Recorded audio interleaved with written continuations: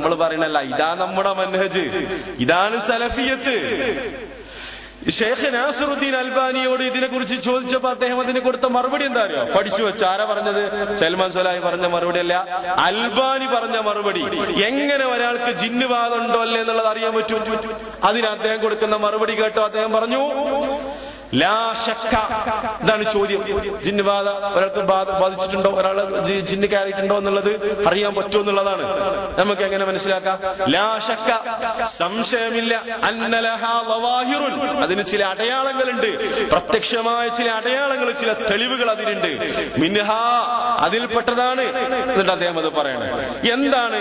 അന്ന ശക്കൽ മദ്കൂർ, ഈ പറയപ്പെട്ട ഈ സംശയമുള്ള ആൾക്ക് ഖദ് ആലജ നഫ്സഹു ഇന്ദ ബിൽ അതിബ്ബായി മിറാറൻ വ തഖറാറൻ, ഡോക്ടർമാരുടെ അടുത്ത് പോയി, അല്ലെ ഡോക്ടർമാരെ സമീപിച്ചിട്ടുണ്ട്, പല പ്രാവശ്യം ഡോക്ടർമാരുടെ അടുത്ത് പോയിട്ടുണ്ട്. എന്നിട്ടും ഇങ്ങനെയൊക്കെ ചെയ്തിട്ടും മാ നജഹ തിബ്ബുഹു ഫീഹി, ആ ഡോക്ടറുടെ ചികിത്സ ഇയാൾക്ക് ഫലപ്രദമായിട്ടില്ലെങ്കിൽ, ഇയാൾക്ക് വിജയം കണ്ടിട്ടില്ലെങ്കിൽ നമുക്ക് ഏതാണ്ട് മനസ്സിലാക്കാം അയാൾക്ക് ഈ രൂപത്തിലുള്ള എന്തോ ഒന്നാണ് എന്നുള്ളത്, ഈ രൂപത്തിലുള്ള ബാധയാണ് എന്നുള്ളത് നമുക്ക് മനസ്സിലാക്കാം എന്ന് പറയുന്നത് ഷെയ്ഖ് നാസിറുദ്ദീൻ അൽബാനി റഹ്മത്തുള്ളാഹി അലൈഹി. ഒരാള് എന്തെങ്കിലും രോഗം വന്നു, നമുക്ക് ഉറപ്പിക്കാൻ പറ്റുമോ ജിന്നെയാണെന്നുള്ളത്? ഇല്ലല്ലോ, നമുക്ക് വഹിയില്ലല്ലോ. നമ്മൾ ചികിത്സിച്ചു, അതിന് കൊടുക്കേണ്ട രൂപത്തിലൊക്കെ ചികിത്സിച്ചു, എന്നിട്ട് അതുകൊണ്ട് മാറിയില്ല. പല പ്രാവശ്യം ഡോക്ടർക്ക് പോയി. അപ്പൊ നമുക്ക് അത് വിജയം കണ്ടില്ലെങ്കിൽ നമുക്ക് അനുമാനിക്കാം, നമുക്ക് മനസ്സിലാക്കാം അത് ഇത് രൂപത്തിലുള്ള ഒരു അസുഖം തന്നെയാണ് എന്നുള്ളത് നമുക്ക് മനസ്സിലാക്കാം എന്നുള്ളത് ഷെയ്ഖ് നാസിറുദ്ദീൻ അൽബാനി റഹ്മത്തുള്ളാഹി അലൈഹി വിശദീകരിക്കണം. ഇനി മാത്രല്ല, രണ്ടാമത്തെ തെളിവ്. ഏതാ രണ്ടാമത്തെ തെളിവ്?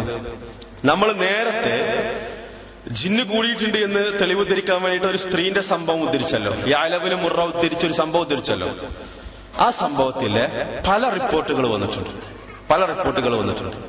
അതൊക്കെ ഷെയ്ഖ് നാസിറുദ്ദീൻ അൽബാനി ഉദ്ധരിച്ചിട്ടുണ്ട്. ആ റിപ്പോർട്ടുകളൊന്ന് നമുക്ക് പരിശോധിക്കാം. ആ റിപ്പോർട്ടുകളിൽ ആ സ്ത്രീ ഒന്ന് പറയുന്നത് എന്താണെന്ന് അറിയാം. ഒന്ന്, ജാബിർ റളിയല്ലാഹു അൻഹു നിന്നുള്ള ഉദ്ധരിച്ച ഹദീസിൽ ആ സ്ത്രീ പറയുന്നത്, ഇന്ന ഇബ്നി ഹാദാ ലമമുൻ, എന്റെ ഈ കുട്ടിക്ക് ലമമുണ്ട്, യഖുദുഹു കുല്ല യൗമിൻ മറത്തൈനി, 2 പ്രാവശ്യം ഈ ലമം അവനെ പിടികൂടുന്നുണ്ട് എന്റെ കുട്ടിക്ക്. അപ്പൊ എന്താ ലമം എന്ന് പറഞ്ഞ? ലമം എന്ന് പറഞ്ഞ ബാധ എന്നർത്ഥം. അതെങ്ങനെ ആ സ്ത്രീക്ക് മനസ്സിലായത്? ഈ രൂപത്തിൽ മനസ്സിലാക്കി. ആ സ്ത്രീ അല്ലാഹുവിന്റെ റസൂൽ ചോദിച്ചോ, അല്ല പെണ്ണെ എനിക്ക് വഴി കിട്ടിയിട്ടുണ്ടോ? അതെന്താ ലമം എന്ന് പറഞ്ഞ? എനിക്കെറ്റ വഴി കിട്ടിയിട്ടുണ്ട്, എനിക്ക് എങ്ങനെ അറിയണത് ലമമാണെന്നുള്ളത്, ബാധയാണെന്നുള്ളത് നിനക്കെങ്ങനെ അറിയണമെന്നുള്ളത് അല്ലാഹുവിന്റെ റസൂൽ ചോദിച്ചോ?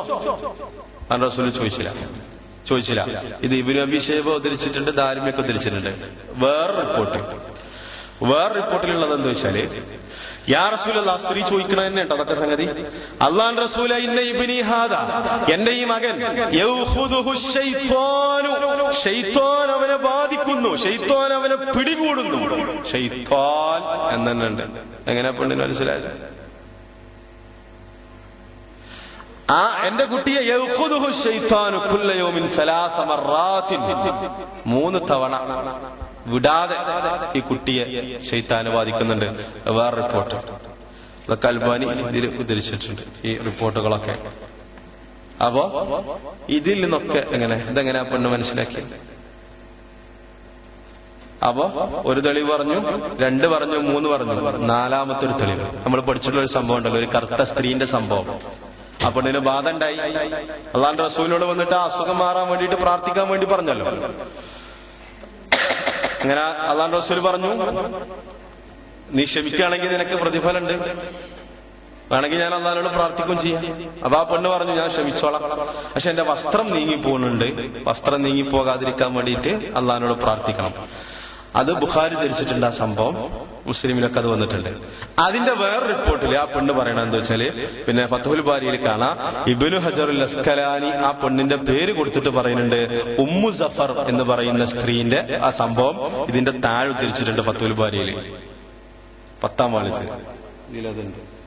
10-ാം വാള്യത്തില് അത് ഉദ്ധരിച്ചിട്ടുണ്ട്. എന്നിട്ട് അതിൽ ആ പെണ്ണ് ചോദിക്കുന്ന വേറൊരു ചോദ്യം എന്താണെന്ന് വെച്ചാല്, ഇന്നി അഖാഫുൽ ഖബീസ അൻ യുജർരിദനി. ഇതാണ് ആ പെണ്ണ് പറയുന്ന വേറൊരു വാചകം.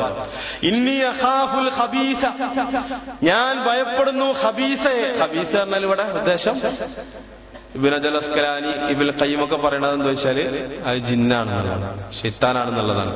ആ പെണ്ണ് പറഞ്ഞു അല്ലാഹുവിന്റെ റസൂലിനോട്. മുസഫർ എന്ന് പറയുന്ന ഈ ഹദീസിന്റെ അടുത്തതായിട്ട് ആ സംഭവത്തിന്റെ വിശദീകരണമായിട്ട് ഇബ്നു ഹജർ അസ്കലാനി ഇമാം ബുഖാരിയിൽ ഫത്തുൽ ബാരിയിൽ കൊണ്ടുവന്ന സംഭവത്തിൽ ആ പെണ്ണ് പറയുന്നത്, ഖബീസയെ ഞാൻ ഭയപ്പെടുന്നു, അനുചരിതനി, ശൈത്താൻ എന്നെ നഗ്നയാക്കുമോ എന്ന് ഞാൻ പേടിക്കുന്നു. അപ്പൊ എങ്ങനെ ആ പെണ്ണിന് മനസ്സിലായത്?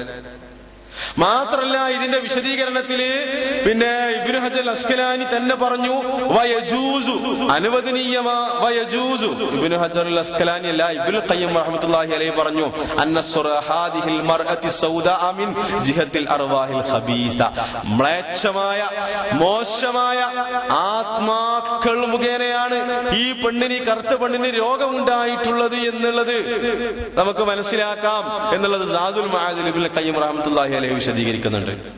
അതേപോലെ തന്നെ ഫത്ഹുൽ ബാരിയിൽ ഇബ്നു ഹജർ അസ്കലാനി അത് വിശദീകരിക്കുന്നുണ്ട്. ഇത് 4ാമത്തെ തെളിവുകൾ. ഇനി മാത്രല്ല നമ്മൾ വേറെ സംഗതി ആലോചിച്ച് നോക്കാം. ഇപ്പൊ ജിന്ന് ബാധ, ഒരാൾക്ക് മന്ത്രിക്കണം എന്നുണ്ടെങ്കിൽ ജിന്ന് ബാധിച്ചിട്ടുണ്ട് എന്നുള്ളത് അറിയണമെന്നുണ്ടോ? അതാരാ പറഞ്ഞേ? അങ്ങനെ നിയമമുണ്ടോ? നമ്മൾ കരുതുക ജിന്ന് ബാധിച്ചു, ഒരാളിൽ ജിന്ന് കൂടിയിട്ടുണ്ടോ അല്ല എന്നുള്ളത് നമുക്ക് അറിയില്ല എന്ന് കരുതുക. അപ്പൊ അതിന്റെ അർത്ഥം മന്ത്രിക്കണ്ടെന്നാ? നിങ്ങൾക്ക് സംഗതി മനസ്സിലായോ? ഇതുവരെ പറയുന്നത് ഈ മന്ത്രത്തെ നിഷേധിക്കാനാണ്. ഒരാൾക്ക് അറിയില്ല എന്ന് കരുതിക്കോളൂ, അറിയില്ല, അപ്പൊ അതിന്റെ അർത്ഥം മന്ത്രിക്കണ്ടെന്നാ? അറിയില്ലെങ്കിൽ എന്താ മന്ത്രിച്ചൂടെ? ജിന്ന് ബാധയാണെന്ന് ഉറപ്പിച്ചിട്ട് നമുക്ക് മന്ത്രിക്കാൻ പറ്റുള്ളൂ. അങ്ങനെ ഉണ്ടോ? അതാര് പറഞ്ഞ? അങ്ങനല്ലല്ലോ, ഇല്ലല്ലോ. അപ്പോ ഏത് രോഗമാണെങ്കിലും നമുക്ക് മന്ത്രിക്കാം. ആ മന്ത്രിക്കണമെങ്കിൽ ഇത് ജിന്ന് ബാധിച്ചത് തന്നെയാണെന്നുള്ള ഉറപ്പ് കിട്ടണമെന്നില്ലല്ലോ. അതാരും പറഞ്ഞിട്ടില്ല. നമുക്ക് മന്ത്രിക്കാം, ജിന്ന് ബാധ ആയിക്കോട്ടെ അല്ലാത്തതായിക്കോട്ടെ നമുക്ക് മന്ത്രിക്കാം. അപ്പൊ അങ്ങനെ മന്ത്രിക്കാം, ആ രൂപത്തിൽ നമുക്ക് മനസ്സിലാക്കാം. മറിച്ച് അത് ഉറപ്പിച്ചു പറയാനുള്ള തെളിവുകൾ എന്താണ്? അത് നബി സല്ലല്ലാഹു അലൈഹി വസല്ലമക്കല്ലാതെ